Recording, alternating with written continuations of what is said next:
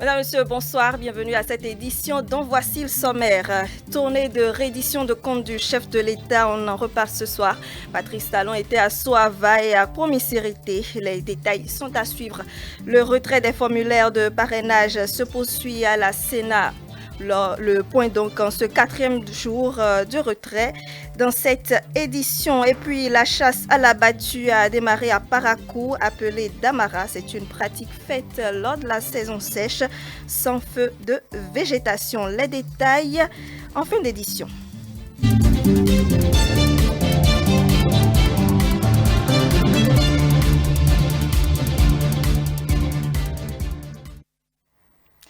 Le chef de l'État était ce jour à Guégué, Bonou et à Djohong dans le cadre de sa tournée de reddition de comptes.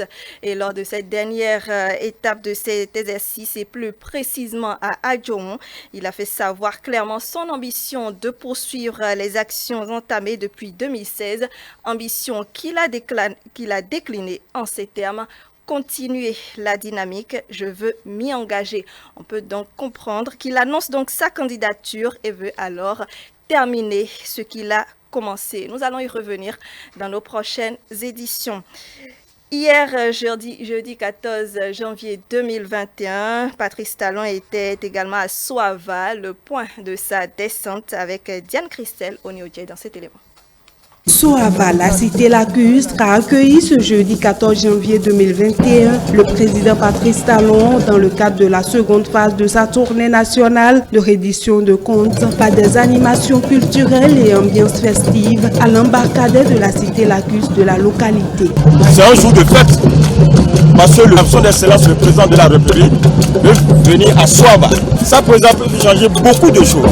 À l'entame de sa rencontre avec les collectivités territoriales, les élus communaux, sages et notables, têtes couronnées, autorités traditionnelles, le président Patrice Talon a remercié la population de la commune pour l'accueil chaleureux qui lui a été réservé.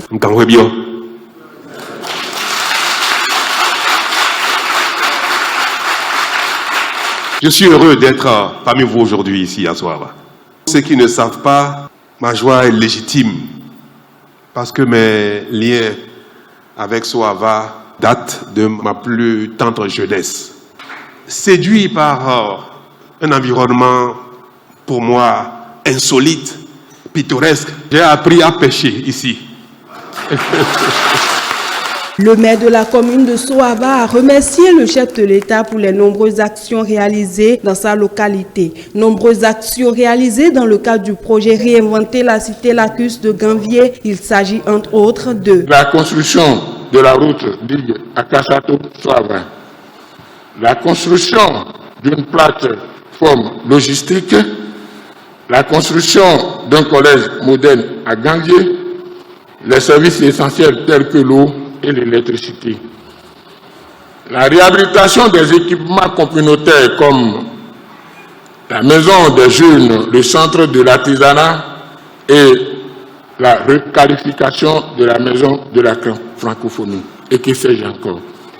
Depuis 1960, nous n'avons jamais mérité une si grande attention de la part des gouvernants successifs.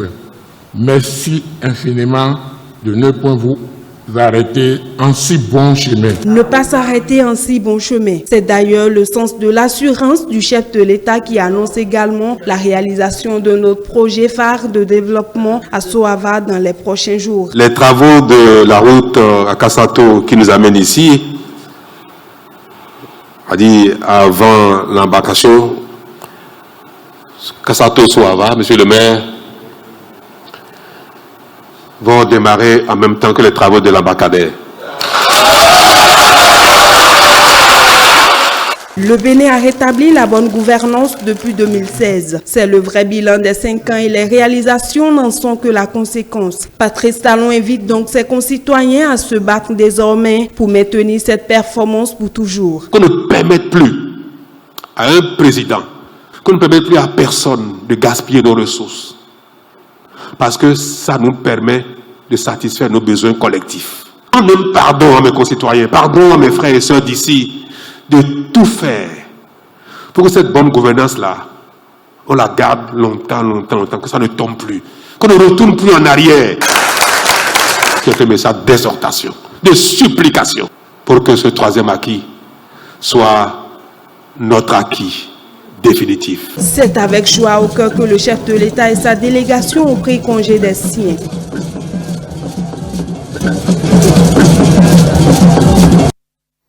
Et après Soava, Patrice Talon s'est rendu à Promisérité où il a été accueilli avec ferveur. Elia Djiran.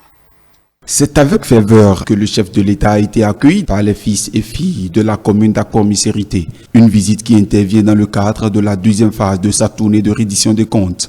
À cette occasion, le maire a adressé un message à Patrice Talon pour exprimer ses remerciements pour les réalisations dont bénéficie sa commune. Merci à vous et votre gouvernement pour l'aménagement de la route nationale inter-État RNIE1 traversant la commune sur 12 km. La réalisation en cours des 3 systèmes d'approvisionnement en eau potable multi-villages dans les arrondissements d'Akpor-Misérité, de Katagon et de Sungomé. La réalisation d'un point numérique communautaire au centre des jeunes et de loisirs de la commune. L'implantation des fibres à câble optique le long de la route nationale inter-État traversant la commune dans les arrondissements de Vacon et Akpor-Misérité. Au-delà des besoins en eau potable, en énergie électrique, le maire Joseph Ronkanri a plaidé pour que naisse le Grand Porto Novo afin de bénéficier du projet du Grand Nokoué. Nous sommes ambitieusement et sainement jaloux des communes sœurs qui s'embellissent de jour en jour grâce à ce projet dont tout le mérite vous revient. Pour ce qui nous concerne, l'asphaltage dont se réjouissent nos frères et sœurs de Porto Novo s'arrête juste à l'entrée de notre commune, d'un côté à l'eau, aux portes de l'arrondissement de Vacon, et de l'autre aux portes de Danto. Conséquence, toutes les eaux de ruissellement de l'eau et de Danto venant de Porto Novo sont déversées à Akpor-Misérité, rendant désastreuses nos routes déjà dégradées en temps ordinaire. En réponse, le président Patrice Talon a rassuré les édiles de la commune et l'ensemble du conseil communal et toute la population que cette doléance sera inscrite dans les prochaines priorités. Les travaux de barrage, de traitement d'eau, de forage, d'adduction d'eau, aussi bien en milieu urbain qu'en milieu villageois, progressent dans le pays avec une ampleur qu'on n'a jamais vue auparavant dans un même quinquennat. Il faut être aveugle pour ne pas voir ce que le Bénin fait dans le domaine. C'est énorme, c'est réel. C'est ce que le Bénin attend de lui-même, ça. C'est ce que les citoyens individuellement attendent de leur régime, de leur équipe conduite par les élus, par les dirigeants. Faire les choses de sorte que ce qui nous a manqué pendant tant de générations, en une génération, on les règle pour les générations à venir. Un stade communal à l'image des 22 en phase de finition, la construction de marchés modernes, la construction des centres de santé modernes sont par ailleurs les autres doléances de la première autorité locale au président de la République. On parle à présent du retrait de formulaires de parrainage pour l'élection présidentielle d'avril 2021 qui se poursuit à la Sénat, enclenché depuis le mardi 12 janvier 2021 conformément au calendrier électoral. Je vous invite à suivre le point de cette 4e journée dans cet élément. Depuis son démarrage le mardi 12 janvier 2021, le retrait des formulaires de parrainage a vu se déplacer un grand nombre d'élus. Pour le compte de cette 4e journée, 11 députés et 26 maires ont foulé le sol de la Commission électorale nationale autonome pour entrer en possession de ce précieux sésame. À l'issue du retrait du document, la satisfaction peut se lire sur tous les visages. Je suis impressionné par le sérieux qui a été mis en place pour nous permettre d'accomplir ce devoir civique. Je pensais faire des heures, mais ça a été fait comme une lettre à la poste, avec des étapes bien organisées. Ça, il est formidable et s'il y a une note à donner, c'est 20 sur 20. J'ai retiré le formulaire. L'étape suivante, c'est le choix des candidats. Et en venant déjà ici, nous avons l'idée de celui que nous pensons pouvoir diriger notre pays pour les 5 années à venir. J'attends que les candidats me connaissent par rapport à leur projet de société. Et je ne vais pas me marchander mon parrainage. Je suis membre d'un parti sérieux. Donc en cette qualité, je me dois de me conformer à la discipline du parti. Pour cette première semaine, 99 élus maires et députés se sont déjà pliés à cette exigence des tests en vigueur en République du Bénin. À en croire ces élus, le parrainage est une réforme qui vient à point nommé consolider la démocratie. J'ai compris que ce n'est pas seulement les grands pays qu'on voit là, ceux qui peuvent faire les bonnes choses. Il y a de cela quelques années, nous savons l'organisation de ces élections-là, particulièrement celle-ci, de présidentielle, qui est l'élection majeure dans notre pays. Que vous, 11 millions d'habitants, qu'on puisse avoir 45, 50, 60 candidats, c'est malheureux et c'est désolant. Donc, deuxièmement, avec le système de parrainage, on va réduire substantiellement le nombre de candidats. C'est vrai, depuis un certain moment, il y a des polémiques par rapport à cette affaire de parrainage. Même les éminents juristes et fonds du juridisme ont laissé de côté le droit pour intoxiquer l'opinion publique. Le parrainage est une obligation constitutionnelle. C'est une avancée démocratique, pour ne pas dire l'innovation démocratique. Cette réforme est, depuis la conférence nationale en 1990, est la meilleure. Les problèmes se posent au jour le jour. Donc, il faut chercher des mécanismes pour améliorer. Lorsque vous n'améliorez pas les choses, ça veut dire que vous reculez. Il faut préciser que cette étape du processus électoral concerne 159 élus maires et députés désignés par le législateur. Le retrait de ce document n'est possible que les jours ouvrables de 9h à 16h. On reste à la Commission nationale autonome Sénat qui a donc dans l'après-midi de ce jeudi procédé à la remise d'à 20% restant du financement public des partis politiques au titre de l'année 2020 aux formations politiques UPBR et FCBE. Les précisions avec Aziza Chamou. Des responsables des partis de l'Union progressiste, du Bloc républicain puis des Forces Cori pour un Bénin émergent reçoivent ce jeudi 14 janvier 2021 les 20% restants des fonds destinés au financement de leurs formations politiques respectives et ceci conformément aux tests en vigueur. En application de la loi 2019-44 du 15 novembre 2019 portant financement public des partis politiques en République du Bénin et en application aussi du décret 2020-362 du 22 juillet 2020 portant sur le financement des partis politiques au titre de l'année 2020, nous avions procédé en ces mêmes lieux le 5 novembre 2020 à la remise des chèques aux partis politiques éligibles à hauteur de 80% du montant auquel chacun d'eux a droit.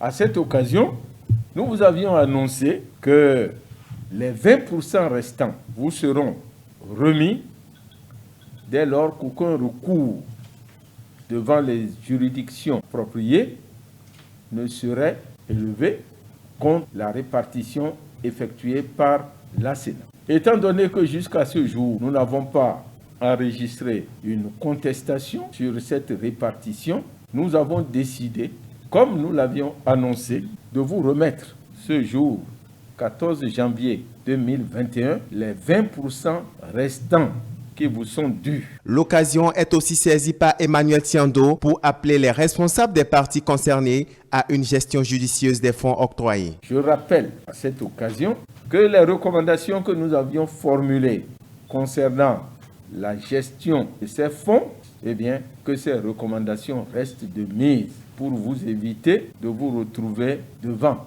des structures qui sont chargées de vérifier comment l'argent public est utilisé. Nous vous souhaitons une bonne chance pour les prochaines élections qui arrivent très bientôt.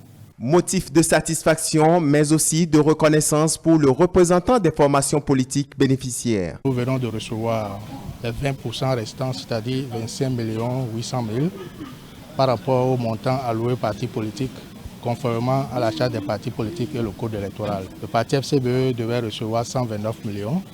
En novembre, nous avons reçu 103 millions. Donc nous sommes venus prendre ce soir, 14 janvier 2021, le reliquat, soit 25 millions 400, 20% de montant total. C'est l'occasion pour moi de remercier la Sénat pour le rôle qu'elle joue dans l'accompagnement des partis politiques pour animer les activités des partis politiques sur le terrain. Nous sommes très satisfaits de ce montant parce que ça nous permettra de faire face à l'installation des structures d'arrondissement à la base. C'est l'occasion pour moi aussi de dire merci au gouvernement pour l'effort qu'il fournit parce que ce n'est pas facile de mobiliser les ressources en ces temps qui sont durs.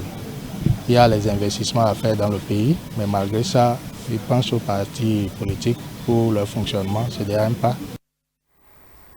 Et puis la saison sèche à Parakou rime avec la chasse sans feu de végétation, connue sous le nom de Damara. Cette activité réunit plusieurs jeunes autour d'un Damansounon ou encore chef chasseur. Découvrons à travers ce magazine réalisé par Isaac Adjé l'organisation donc de cette chasse à la battue. Dans le Borgou, c'est la saison sèche et la végétation perd son aspect verdoyant. À cette période de l'année, la jeunesse s'adonne aux activités de chasse, désormais organisées que par le passé.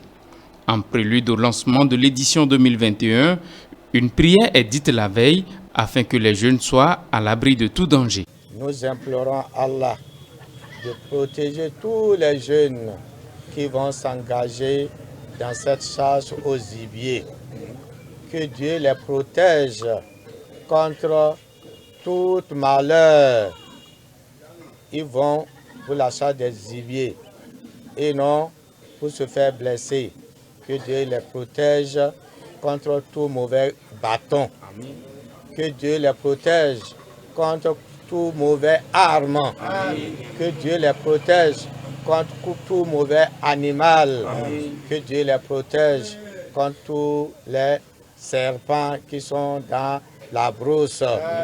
Chaque année, avant de commencer la chasse, la veille, on fait la démonstration pour montrer au peuple béninois qu'il y aura la chasse le lendemain. De la viande de brousse pour la consommation, oui, mais il faut aussi préserver l'environnement, d'où le soutien de certaines organisations et personnes ressources. Le premier objectif, c'est assurer l'animation de la jeunesse et protection de l'environnement.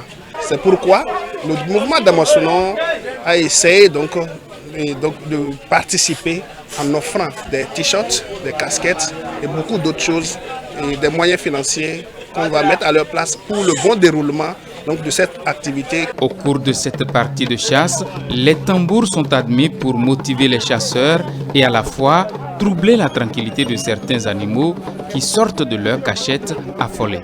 Mais ici, on attend le dernier rituel.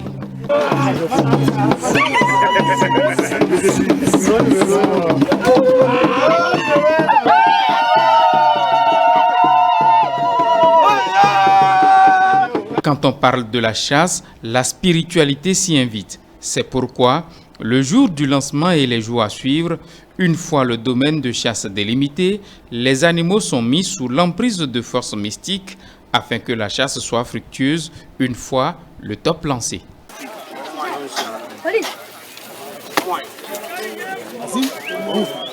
Allez, Allah Akbar!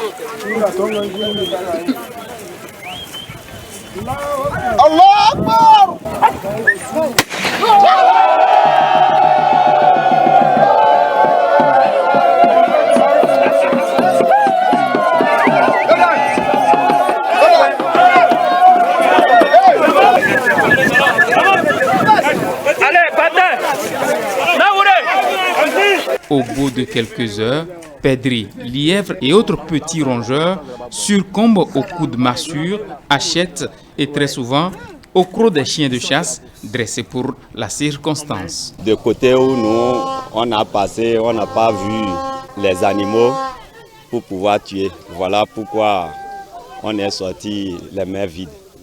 Un chasseur ne perd pas son énergie inutilement. D'abord, c'est le sport qui nous donne la santé et que on sait souvent que si on n'a pas tué aujourd'hui, demain, Dieu fera. En fait, j'ai sauté avec deux perdrix, mais c'est avec les amis qu'on va rassembler et on va faire le point au roi. La toute première moisson est destinée aux autorités locales et religieuses. Le premier jour là, c'est pour la bénédiction, pour les autorités de Parakou, les imams, les autorités du quartier, les autorités de ville, etc., etc.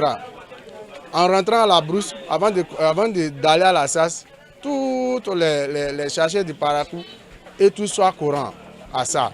On a commencé ça là, ça dépasse 10 ans maintenant. Tout le monde se sacrifie pour ça. Même nous les sécurités. Même si tu as tué combien de perdrix, combien de gibier, combien de lapins, on doit regrouper tout pour amener ça devant le roi. Arrivé à la maison devant le roi, maintenant c'est de là qu'on prend notre temps et on se regroupe. Maintenant on dresse une liste, les noms des autorités, on classe ça sur une feuille. Par ça, on ne commence pas à faire les cadeaux. Le premier jour, c'est insuffisant. On fait ça d'une manière jusqu'à une semaine comme ça. Mais c'est le premier jour qu'on prend tout. Par exemple, les gens qui ne viennent pas le premier jour, c'est ainsi de suite on trouve chez eux un peu, prendre et amener. Et on continue notre chemin. La chasse à la battue ou damara, un fait devenu une tradition qui se perpétue depuis environ une décennie dans la cité des Kobourou. Et c'est sur ces images que nous refermons cette édition d'information. Merci de nous recevoir chez vous. Juste après moi, à la suite du grand soir, Covid-19, info d'ici et d'ailleurs et la chronique du soir aux commandes Romuald Mouy. N'oubliez pas nos sites, nos plateformes digitales, le site internet www.etelebene.com, la chaîne YouTube et la page Facebook avec les identifiants ETélé Bénin. Bonne soirée en notre compagnie et très bon week-end à tous.